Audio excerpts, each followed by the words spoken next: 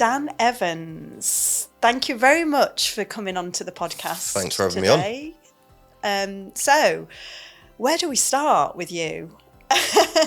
So, let's start with talking about Arcitile. Okay, so are you one of the founding directors of Arcitile? Yeah, one of the founding directors, two founding directors of Arcitile. Since been joined by a third director. But yeah, one of the founders. Okay. Set up in the commercial retail space, specialising in those type of projects. What type of projects? Tell us about Arcitile. Obviously, I know a little bit about you, but our listeners don't.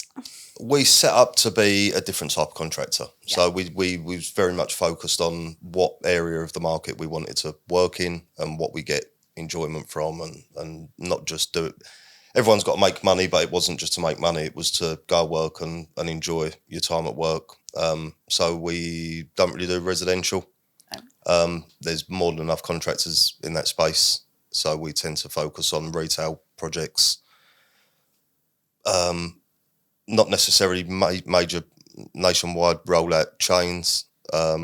We specialise in quirky installs, get very sort of involved in assisting with the design on schemes and commercial spaces and leisure.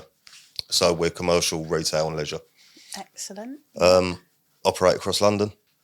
Nationwide, in some cases nationwide. We've got big projects at the minute in Manchester and Liverpool and Birmingham, but not all the time. If our clients are working there and it's a scheme that we want to get involved with and our clients want us to go, then we'll go. But predominantly London-based. London surrounding areas. There's more than enough work in London. But yeah, with one of our flagship projects this year, this will be open, I think it opens at the end of the summer, a big project up in Manchester called Chotto Mate. Okay. And it's quite a nice one because we done their first scheme for them, their first restaurant back in 2013 in Soho. That was one of their first sites. They've since gone on to open globally, Middle East, San Francisco, Toronto, and now Amazing. Manchester. So it's all because they used you, Dan.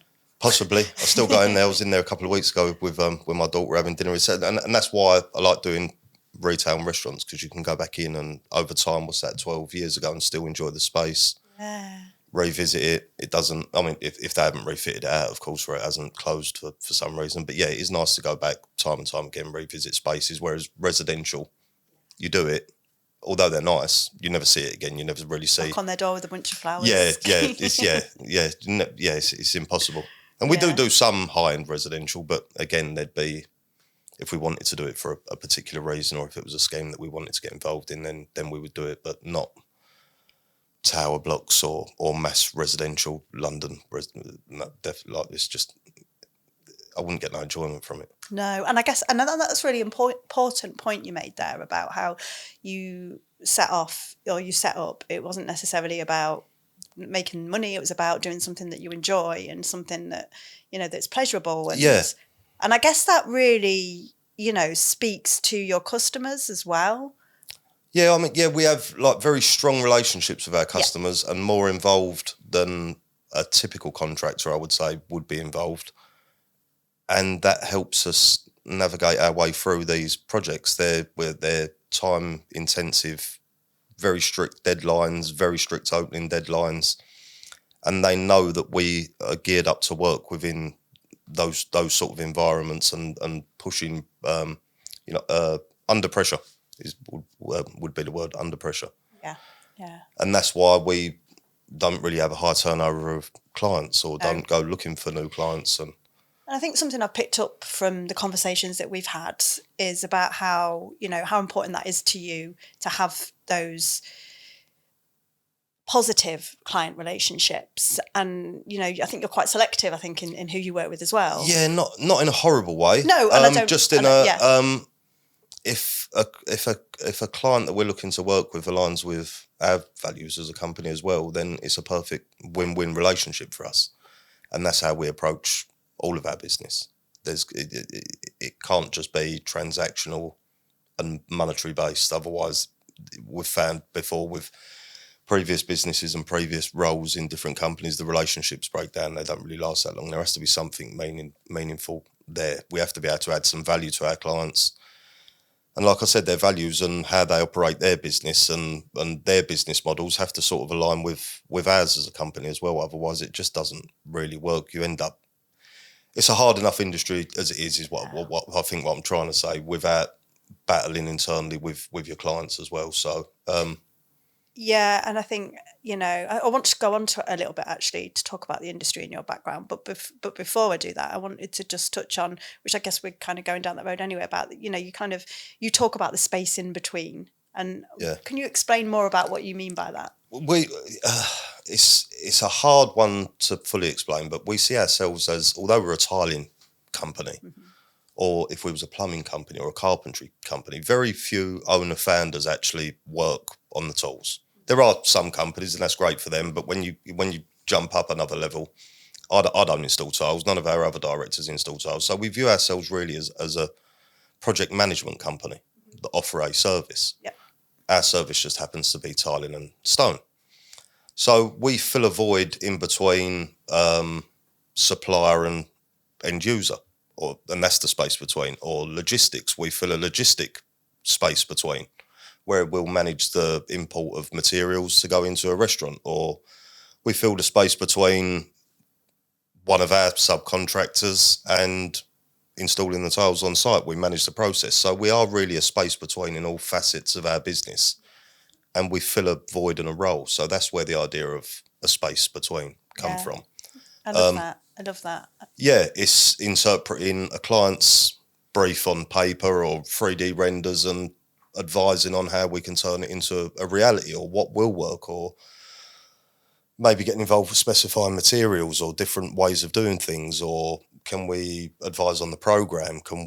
Many different areas of the business that we fill a void. So we do see ourselves as a space between. Yeah, and that's helped with me actually, because obviously I've understood a lot about what you do. I've been, to your space in Clerkenwell, but I think, and I think something that has definitely always kind of struck a chord with me is how you do differentiate yourself by being that kind of that company, I guess, that makes the client's life a lot easier, not just in terms of the product, but obviously in terms of the whole journey. The whole journey, from initial inquiry through to how it's delivered on site, through to this is going to be something that might be there for tens of years. Hopefully it is. Hopefully the designs that the clients and the architects we work with are strong enough to stand the test of time. But yeah, we're very much, if it was transactional, there's plenty of other companies out there that are transactional. They'll go in, slap it up, take someone's money, onto the next job. We sort of, so we're fortunate. We look forward to the projects that we're working on. We genuinely get excited about them. And again, we're very fortunate to be in that position where we can, within reason, cherry pick which projects we want to associate ourselves with, or which clients we want to associate, or architecture practices or design practices.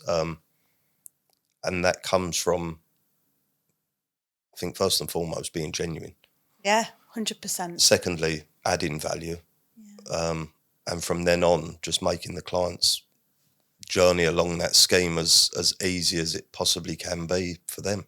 And I imagine also, because of your own experiences, which, again, I want to talk a little bit about kind of maybe why you've ended up in, doing it the way that you are doing it, and kind of, the difference that has in the industry when it is a tough industry, as we said. But before we do that, I do want to touch on, because Design Week. Oh, Design Week. So, we're only a couple of weeks off. Yeah. 3 weeks off. Got to be now. Yeah, we're nearly in May. When's the first? The 1st of May is this week. Thursday. So we are literally 3 weeks off Clerkenwell Design Week. What's the plan? We've got a massive project that we're so excited about being involved with this year. It's a project that is linking an Italian factory with the UK, a company called Italgraniti. The concept for it was come about by a conversation between Sam Frith, who's the creative director of Solus. Who's been on the podcast, Who's also been on the podcast with Hamilton Hand. Yeah. and an architect who's a mutual friend of mine and more so Sam's, but has become a very good friend over the past year or so. Simon Astridge Architecture Workshop. I think he got mentioned in the last podcast Probably too. did, yeah. He's a big character, Simon, Yeah. and his designs. I mean, Sam's worked with Simon as a friend and as an architect on various different projects over multiple over the years. So yeah, they come up with this idea of how do we position this factory's amazing tiles in London for Design Week, and they come up with the idea of vending machines. So there'll be 3 vending machines around Clerkenwell. There'll be one as you come out of Farringdon Station, one at the back of Old Sessions House, and the third one in St Bartholomew's Church. Oh, okay. Over at Smithfield. Yeah. And it's a first in I don't know if it's in the world, but it's definitely a first in the UK. I'm pretty sure it is in the world, where architects, designers will be able to go and vend a tile sample using a very special token that's been done just for Design Week. I'm not sure what's going to happen with the machines after Design Week, but yeah, we've been fortunate enough to be. So these machines then, are they just going to have tiles in them? Is there anything else? Literally just tile samples. Wow. Different ranges, 3 different machines, 3 different ranges of Italgraniti tiles. Amazing. And yeah, people I'm looking forward to seeing how people respond. That's what I'm most excited about. We've been working on this for months in the background. I know. I'm delighted that we can finally talk about it. Yeah, haven't been able to tell many people about it because it's been very hush-hush. Yes. Was fortunate enough to go out to Italgraniti's factory. And that was another thing I was going to say, because I was very jealous about that. Yeah, it was an amazing trip. Then really getting to know the people at Italgraniti. They're run by a lovely family. Italians, they're all yeah, right. Yeah, really lovely family. Showed us, took us around for 3 days. Showed us their vineyards, lovely lunches. Viewed all of the factory, massive investment that they've made at the factory, and they make beautiful tiles. Yeah, really. beautiful tiles, but. What stands out more is you meet a lot of manufacturers and a lot of different suppliers in the industry. But with this company in particular, their values very much align with our values as a company, and I know that they also align very strongly with Solus as well and Simon. And you got that from them immediately. Like everything they chose to do in their business when we were sitting there talking to them was not the easiest. They're not the type of company that make easy choices. They make choices for their staff and their staff's families. Even if it's a choice between cost against, they choose the dearer option. Integrity. They've got integrity as a company. So it was an easy buy-in for us. But yeah, we're actually just about to finish the machines this week up in Cambridge. Excellent. And I won't say who the name is because they want to remain anonymous. But there's another company that's been very supportive in this, that's helped us out massively with the actual manufacturing of the tiles that go into the machines and whatnot, and the cut and the space that they've allowed us to use. I might be able to talk about them at Design Week if I can. I'll ask their permission. I'll give them a little shout out because they have been massively helpful.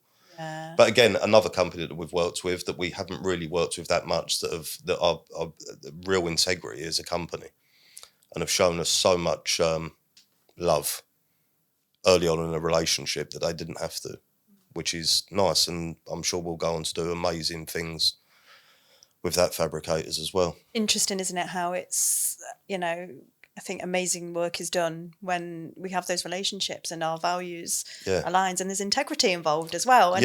And I think, this does move me on to talking about, it's not always a given in the industry, is it? No. And I think you mentioned earlier about it's a tough industry. And so I wanted to kind of maybe talk a little bit about your journey and into, because you've mentioned already about how obviously you've made mistakes along the way and now you are where you are. But how did you get into this?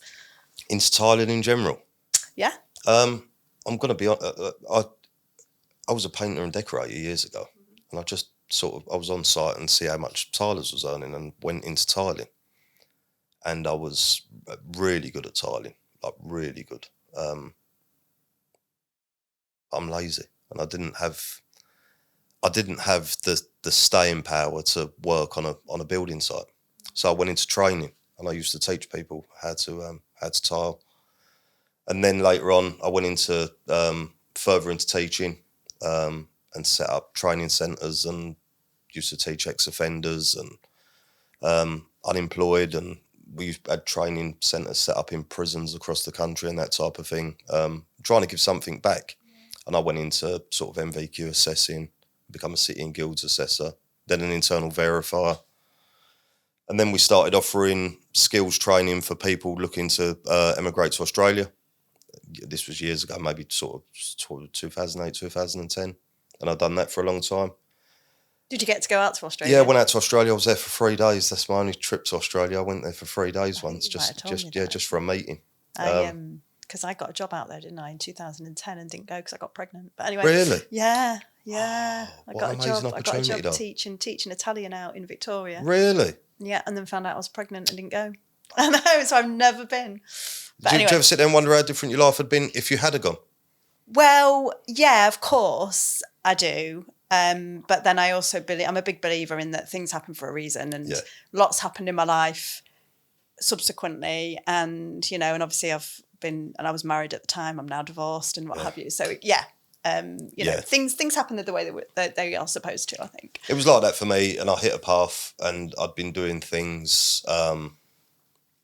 very unethically and not acting with integrity. And I kept hitting the same roadblock. And it wasn't until, and I've had this conversation with many, many close friends, and it wasn't until I sat there and done a major look in the mirror and a major life reassess. And lots of other things was happening at the time as well. And I thought, I just cannot go on like this. There's got to be and it wasn't always intentional. It wasn't, I'm not going to say, some of it was my fault. I'd done it very much focused on doing certain things. But some of it was forced on me as well from outside. It could be companies going bust, companies not paying you. In turn, you can't pay your supply chain, you can't pay your staff, all of them type of things that you just sort of keep taking on the chin and thinking it'll be all right. And it won't be all right until you make an active choice to change direction. So responsibility. Yeah. So I changed direction, and that Arcitile was set up in 2019. Shortly after I lost my father in March 19. And again, you have a major life reassessment then. Grief can cause many different things, but it was a good thing for me. I lost my granddad the month before. Yeah, that's what I mean. Yeah, and it does, you know, some people will take it one way, or some people will try and refocus. And Tony, our other director, it was at a time when he was a sort of a crossroads, so it was a perfect time. So had you already been working together? Yeah, we'd worked together for a previous company. Okay. And then for whatever reason, Tony had moved on to another company, and we got back together and we just said, look, there's got to be an easier way of doing this. You know, if we're going to do it, let's do it with, and we just sat there and wrote our own mission board really of what we wanted to accomplish and how we was going to achieve it. And it's not easy because you still come up against the same contractors operating in the same way as they would in any industry, whether it was, I don't know, making washing machines or kitchens or whatever it might be. You'll get the same people doing the same thing, and trying to change that is an uphill battle. Tell me about it. But there is pockets of people that you meet who you align yourself with that make it so much easier. Similar to people like yourself. I don't know how we got talking in the first place. I think you was doing women in construction. Yeah, you was brought on as a panellist with Solus. Yeah, I think I'm not sure how you met Solus, but then and then we got in contact and started talking, and you figure out that you've got similar values and similar goals that you want to achieve in the industry. And although the subject might be different, the mission's the same. So there is a synergy there with all things, but it's whether you can. I suppose it's whether people can see the synergy or whether they want to see the synergy. Well, the right ones will. The right ones will, yeah. And then you've got the talkers and you've got the doers. Yes. And it's very easy to jump onto these buzzwords, which drive me mad, by the way. And that probably brings us on to, I don't know, sustainability and all of them other things. But we want to work with people and be associated with people where actions meet what they're saying. Because if they don't align, then it's just another gimmick to make money from. Yeah, and I think that is really, you know, frustrating, especially from my perspective, because there are a lot of people in terms of the work that I do that say that they're doing it, but they're not doing it. Yeah. And then always it comes down to, well, leadership first and foremost, but it'll always be, we haven't got the money, we haven't got the time, we haven't got the manpower. And it's like that's, again, like you said before, you've got to invest in these things to make a difference. But I just want to go back to, and by the way, Pardon me. when you start figuring out what it is that really matters to you, like you did, and you sat down and, you know, and you figured out what you wanted to do. And like you said, it wasn't easy, but when you figure that out, and it took me a while, but when you figure that out and then you start putting that energy out there, however you do it, then slowly the right people will come along. And I think you say there's still a filtering process to do, and you learn the hard way, don't you? Yeah, about you do. Who's actually your friend, who isn't, because there's a lot of sheeps in wolf clothes. Who's got agendas? Yeah. You're going to kiss a lot of frogs. It's like in any relationship. Yeah. Whether that's personal, friendship, marriage, 100%. family, you will find out what people's agendas are, and they will show their true colours at some point. I think the point though as well is that, you know, you've got to get real about what it is. When you're again, it brings me right back to what you said in the beginning. When you're authentic and being true to yourself, right, and you're operating in that space, the rest will kind of work its way, you know, the universe kind of does its thing, I think. I think this is where people get confused with, like, I don't know, manifesting's a big buzzword. But you can manifest it all you want. If you're not open to receive... 100%. Well, manifestation is about being open. It's not just about writing a vision board and hoping for the best. And then it'll appear. No. It doesn't. I think that's where people get confused. You've got to show up and put the work in. I think I've manifested a lot of things in my life, but not even realising I've manifested it. No, just setting a vision and then working towards it. Yeah. But you talk about buzzwords, and you mentioned about sustainability being a buzzword. Let's go into that one. Sustainability. Yeah. So, and I think you're right. It has become a word that, what does it even really mean now? Yeah. Yeah. Or, you know, it baffles me sometimes that people sit there talking about it and you can see that they're clearly not. Yeah. Yeah. To me, it's doing the right thing even when no one's looking. Yeah. Or, like I said, with Italgraniti or Solus, for instance, choosing the hard way. Yeah. Or not the hard way. The right way. The right way. Yeah. It could be more costly. It could be more time consuming. It could mean bigger investments. It could mean not getting certain contracts because that's not in line with their business ethics or morals. Or it's turning opportunities down when you could grab hold of them maybe and make a couple of pounds out of it, and that's integrity to me. And similar to what, you know, I think I said this before when we sat and had a chat, and we're not big enough to impact our industry. We're a very small contractor in the scheme of things. Quite often we come up against main contractors where we're doing more than what the main contractor is doing, or they'll bring in outside consultants just to satisfy certain criterias, and they can pay for it, but that doesn't actually mean anything. It's not lots of smoke and mirrors. Smoke and mirrors, yeah. Yeah. And I'm not saying all, because there are some really good companies out there. But I personally think in most cases that I've come across, it's a buzzword. If you sat there and asked them, it wouldn't mean anything. Well, it's become a tick box, and for me, I think it's become very misunderstood. You know, people think about sustainability and automatically they think it means net zero, it means, reducing embodied carbon. That's just a small part of a huge picture. Yeah. Like you said, sustainability is about doing the right thing when no one's looking, because sustainability means leaving things in the same as it was, if not better. Yeah. And that, that isn't just about, looking at one tiny subsection of it. It's about looking at the whole picture. About how we work together. It's an ecosystem. Sustainability is an ecosystem. And if we all start to do a little part, then we'll all start to fill the puzzle. Yeah. We can't achieve it on our own individually. To me, like, profit seems a dirty word, but a company has to make profit. No, it's an important thing. I've never been shy of saying that we make a profit. We have to be sustainable as a company first. Exactly. We then have to sustain our staff and our staff's families and make sure that that's in place first. And then we can start to be outwardly sustainable in our business operations. That's a really good point, actually, because I think this is something that I think gets lost a lot, is that you've got to get, like, as with anything, you've got to get, your own house in order, okay? And I see a lot of companies that are chasing certification, that are, showing that they're trying to do this to reduce, carbon emissions, or they're doing that to achieve net zero, etc. And within their own organisations, their cultures are just appalling. Yeah. Their people are burning out, or, their people are not being productive. They're disengaged. And it's just, people are not wanting to turn up.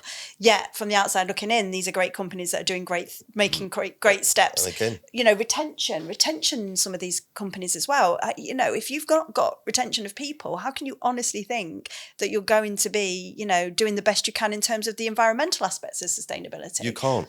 You can't get buy-in, and we're a very small team, but like you said, your staff have to be happy. Yeah, they have to be paid well. They have to have pay rises. They have to have I don't know.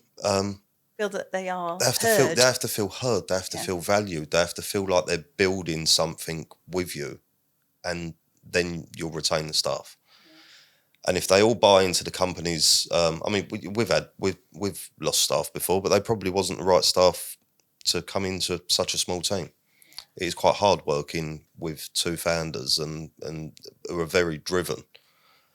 For someone to come in that doesn't really buy into your vision, they're not going to hang around for very long. And you probably, in the nicest possible way, probably wouldn't want them to hang around for very long. But we've got a lovely team now, and now we can start to grow outward, and we can start to impact our own local community. We're not going to change the world. Well, I think I spoke about this recently, actually, on my trip to Brussels, and I was like, I'm here to change the world, and everyone's like, oh, whatever, Rebecca. And I'm like, no, we all have to think that, okay, me on my own, no, I'm not going to change the world. Arcitile, on your own, you're not going to change the world. But we've all got a part to play in that, and if we don't take responsibility for our part within that, then we're never really going to, do the right thing when no one's looking. No.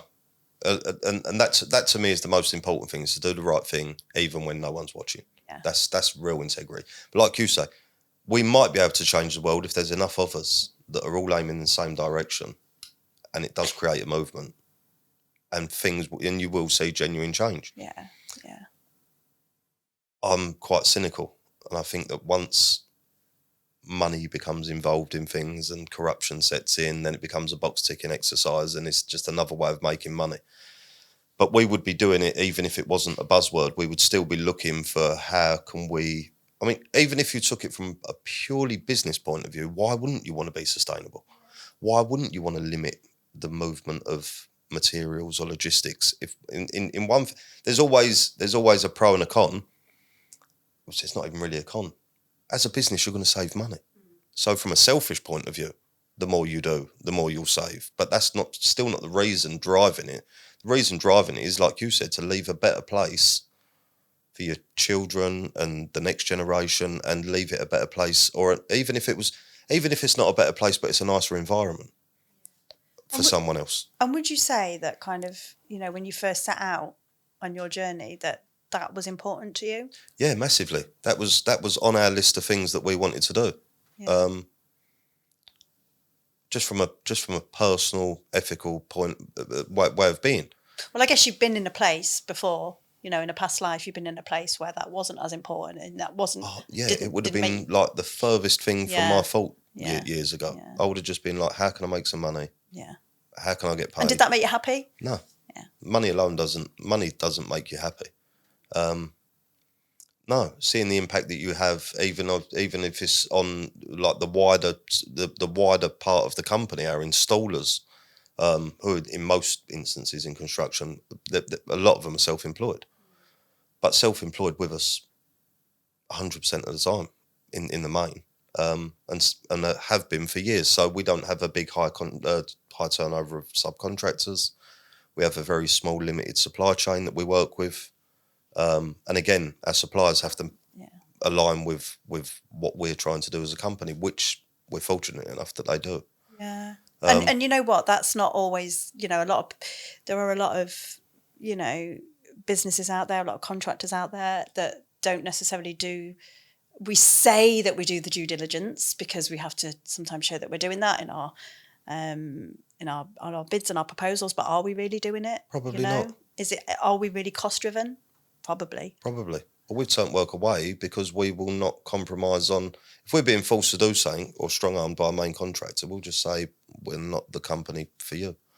Yeah. We're not going to change our supply chain. We're not going to be forced to do X, Y, and Z. And sometimes, rightly or wrongly, it comes across as contractual or confrontational, but it's really not that. It's just, if that's the way you want to operate, we're probably not the company for you. Well, I think, it can come across that way, I guess, because it's like anything, it's like I was looking at something the other day, and I think it's when you stand your ground, it's not necessarily, to me, I see it as a strength, right? And I see that as, as you being able to, stand firm as a massive strength, whereas a lot of people, they'll see it as difficult because it doesn't align with what it's a little bit like, sorry, this is kind of completely segueing, but it's the same kind of thing. It's the first thing that popped into my head, of course, but it's a little bit like, what's the difference? I saw something the other day on Instagram and it said, what's the difference between being assertive and aggressive? And someone said, well, your gender, and I think, that's just kind of the point of, embrace it. Yeah. Gender, business, whatever it is, embrace it. Yeah. I personally just think it's about setting out your stall of how you're wanting to do something. And staying confident, confident in that and staying confident in then saying, well, no, that if it doesn't align with me, I'm not really in. But that'd be the same case as if it was a friend, or like I said, everything's about relationships. Of course it is. Yeah. Partner, friend, family. If you've set your stall out and said that's what I'm willing to do, and that's my kids, whatever it is, if that's your boundary, and it's crossed, then I'm out, and And we have to respect each other for that. Exactly that. Yeah. So tell me. What are the plans apart from Design Week? What are the plans for Arcitile? Plans for Arcitile is to just do more of what we're doing, really. Like I said, we're fortunate enough that we work with some great clients. It's a hard balance. We maybe want to grow, but grow in the right way, not just for the sake of chasing turnover, or if we happen to find new clients that are working on amazing projects that we want to work on, then we'll actively pursue those clients and hopefully grow. But like I said, the main thing is that we remain profitable year on year. Yeah. We stay in the same space, the same area. We have a lovely work-life balance where we're not pulled in too many different directions, but more of the same, but not just for the sake of growing and saying, look how great we are. If you want it to be sustainable growth. Sustainable growth. Nobody wants to stand still per se. And sometimes you have to stand still. Sometimes just that in itself is sustainable. 100%. Yeah, just remaining in the same position. And if we're fortunate enough to be... Because you're learning. You're never staying in the same position. You may, as a business, it may seem that you're kind of stagnating, let's say, but actually you're always learning and growing, and you then can apply those lessons when it comes to the next stage of growth. I think, when you're an owner and founder and very much involved in the business, sometimes it is a hard balance. You do feel like sometimes we haven't grown this year, or we haven't brought any new staff on, or new projects, but like I said, sometimes just staying still is good enough for the time being. And we'll keep producing our journal. Yes, your lovely journal. Space Between. Yeah. Our next one's due to come out on leisure. Yeah. And again, that's, I hope people read it. I hope people love it, but you never really know. It looks beautiful. Yeah, we're on our third, I think that's the third edition, come out earlier this year. The fourth edition's due to come out. But again, that's a big investment as a company that is purely funded by us, just because we love to tell the story of the amazing, it's either brands that we work with or suppliers. Could be a specific project, could be a specific architect, and just to celebrate it within the industry. It's great. I mean, I'm looking through this and I want to go to all these places. So, and that's what I'm like with that particular one. We've been working with Hearts Group now for 10 years, so we've seen some amazing spaces pop up. All stayed, family-owned company, 2-3 brands, I think. But again, from a selfish point of view, you get to go back, enjoy them with friends, family, clients. It's just... It always amazes me how we say from a selfish point of view. Why is it selfish? Yeah, I suppose, it is a little bit maybe. I don't know. It sort of drives the decisions that you make. Yeah. You think, do we want to work on this? Yeah, we do. We'll go full steam ahead on it. I think, I think what's very, very clear is that those decisions that you make show, in the quality of the work that you're doing. And, you can see that even just from, from your journal, from the way that you talk, from the projects that you're doing. Yeah.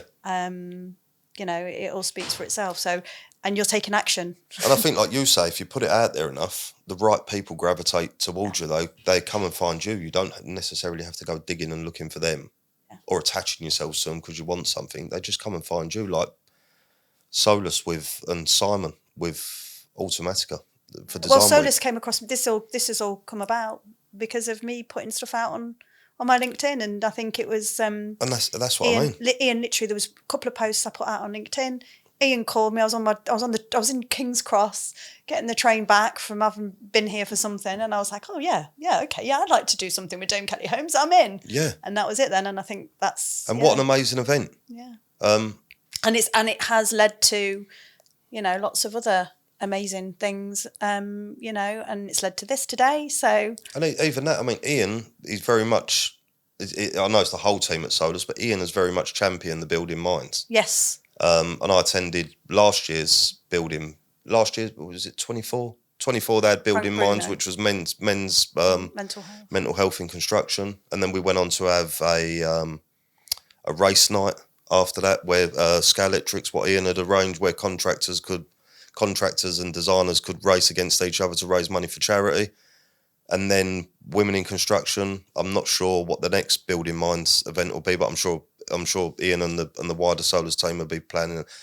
But again, it's just not being scared to have those conversations and putting yourself out there it's an awkward conversation, whether it's men's mental health, women in construction. I've got my views on both of them and champion both of the events so far, so I'm keen to see which one they do next. But there's not many people having these conversations. Not enough people. Well, there are people having these conversations, but not necessarily so where they can be heard. No. And and I think kind of just to kind of wrap it up, I think they are. I know we haven't really gone into this, but you've kind of touched on it, through mentioning what Solus are doing with building minds and mental health. I think what you've said, I mean, I may be wrong, correct me, but I think, having the conversations, not being afraid to have the conversations, and really kind of aligning what you do with who you are as a person, choosing to do the right thing. I mean, it's led to you being happier, it sounds like. Yeah. It's improved your mental health, would you say? Yeah. And I think that's really a really, really important message, because I think, mental health is, a huge issue in the industry. We've got, massive. The industry, we have the highest rates of male suicide. Absolutely. And how much of that is down to us not having these conversations, us not always aligning what we're doing with how we, with our true belief system, because of the pressure. Well, again, and that's where it comes in with buzzwords. I personally have seen and experienced main contractors in construction trying to bully you, but online, if you looked at their social media profiles, they're celebrating men's mental health in construction, or whatever they might be. We've given out Kit Kats and goodie boxes this week, or for women that work there, they've given out, I don't know, some bath soaps or something. That's not what people want. Don't do it just to look great for one day. This is not a one day thing. It's not, the Dogs for Life, not just for Christmas. You should be doing these things every day. You should be making sure your team, whether they're male, female, whatever gender they are, that they feel empowered. It's not let's celebrate it for a day, or that's why we don't put anything out on whatever day it might be. I boycotted women. We just don't even bother. Yeah. It just wouldn't. Just keep doing the right thing. Just keep doing the right thing. You don't need to shout about it per se. You don't need to say whether you've sponsored any charities or given any donations or supported men or women or whatever you've done. I think what would be more powerful is not, shouting about, like you say, the things like, the big gestures. Yeah. I think it's more about let's not shout about the big gestures. Let's have the difficult conversations instead. And start doing. Yeah. Start the doing internally. If you want to be sustainable, start, like you said, start the small gestures first, and you will see that go. It'll sweep effect. throughout the company. It's a ripple effect. Absolutely. No, that's my views on it. No, and I think they're spot on. That's why you're here today. So thank you. Thanks for having me on. Hopefully this is going to go out before Design Week. So if anybody is listening before the 20th to the 22nd. Yes. 20th to the 22nd. Yeah, 3 days. Yeah. So if anybody, 3 mad days of party. Yeah, apparently, and I'm going to be gutted if I miss it because it clashes with UK Reef, honestly. But yes, if anybody is listening and hasn't decided to get to Clerkenwell, make sure you do. Make sure you go and see these. I've got to get down. I've got to get down, even if it's just for the day, to see these vending machines. Can't wait to see people's interaction with it. And, what's this? What do I do I heard a few people talking about them for a while now, so it's great to be able to get it out there and it'll be great. And I'm really looking forward to it. Keep doing what you're doing, grow sustainably, and excited to see what the future holds for Arcitile. Thank you so much, Dan. Thanks for having me, Rebecca.